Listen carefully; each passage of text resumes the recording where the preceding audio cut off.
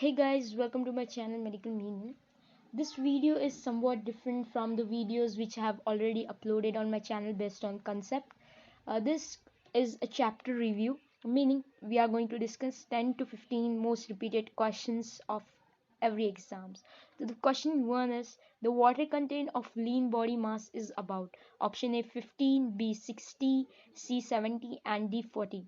So you know body mass is equal to the mass of fat and the mass of fat free part. So the fat free part is known as the lean body mass, and the lean body mass is fat free, meaning it's include the mass of your organ, your skin, also your bones, as well as muscle and body water. So this all constitute your lean body mass, and it's about 70 ml per 100 gram. So clearly the option is C, that is 70 ml per 100 gram. So now let's move on new questions. So we have 2 and 3 on the same page because these questions are interrelated to each other and we can solve using same concept. So 2 is about the most abundant cation in ICF and most abundant anion in ECF, and respective options are given. So you should remember that cation meaning positive charged ion, whereas anion meaning negative charged ion. So let's remember what we have learned before, that the fluid surrounding to the cell is called as ECF, extracellular fluid, whereas the fluid inside the cell is known as ICF, intracellular fluid. So let's recall the ionic concentration of both of them, ICF and ECF. So you should remember that ICF is highly rich in potassium, magnesium as well as phosphate ions, whereas ECF is high in sodium and chloride ions. So here you go. So abundant cation meaning positive ion, that is K plus and Mg2 plus.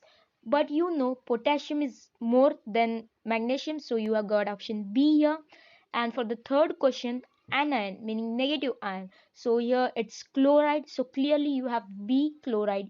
So you have B as the answer. Moving towards question number 4, that is ECF volume is determined by, you have three options for the questions. So you should remember that ECF is known as the fluid outside the cell, and it include plasma as well as interstitial fluid, that is known as tissue fluid, and transcellular fluid. So this all three comprises the ECF.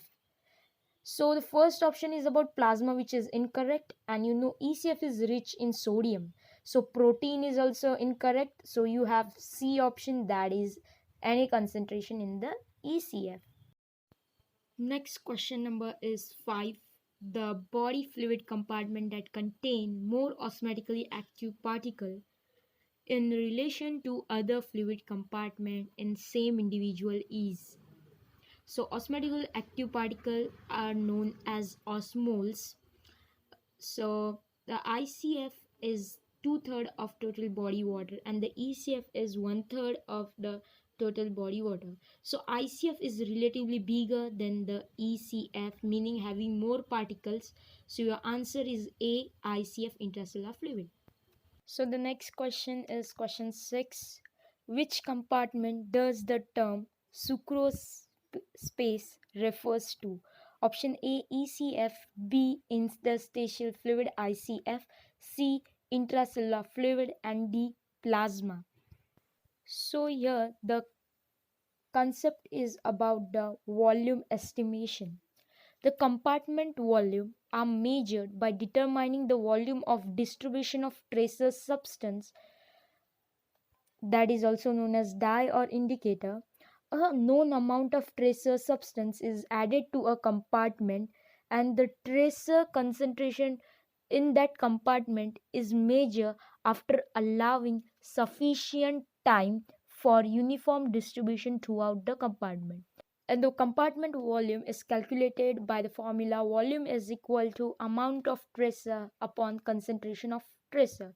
So there is a known marker list given on the screen. To know total body water, you can use heavy water. To know ECF, you can take sucrose, mannitol, inulin. Inulin is the best option here.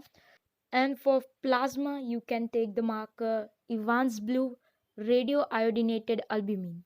So here, sucrose space is the ECF, extracellular fluid, option A. Coming on question number 7, that is the volume of distribution of intravenously administered sucrose in healthy, well hydrated 70 kg man is about. Intravenous ECF, ECF is 20%, that is one third of total body water.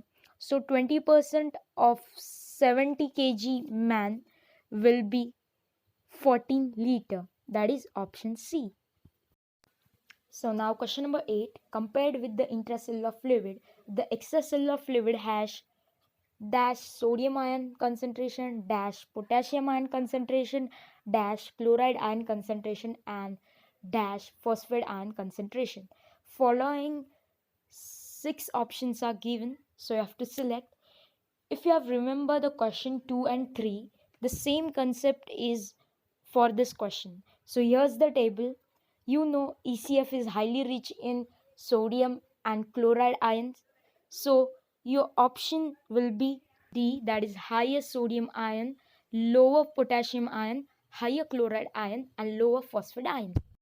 Moving towards question number 9, assume that excess blood is transfused in a patient whose arterial baroreceptor are non-functional and whose blood pressure increases from 100 to 150 mmHg.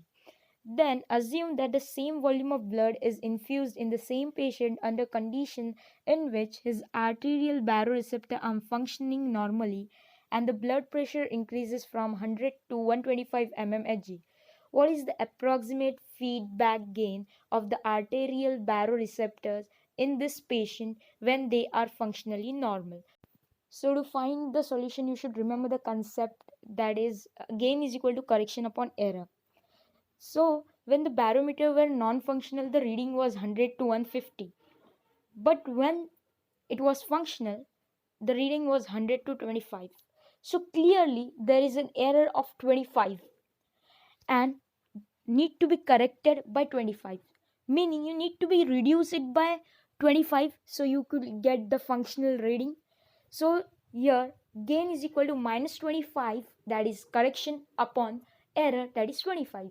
So you get minus 1, which is option A. So moving on question 10, which of the following statement best describes homeostasis?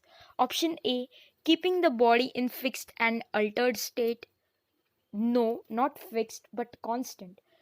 B is dynamic equilibrium. No. C is maintaining a nearly constant internal environment. So the C is the answer here because it is the best definition of homeostasis. So this was all for the today's video. Hope you liked the video. If you like the video, hit the like button, subscribe to my channel, hit the bell icon so you get notified every time I post a video. See you in the next video. Thank you for watching.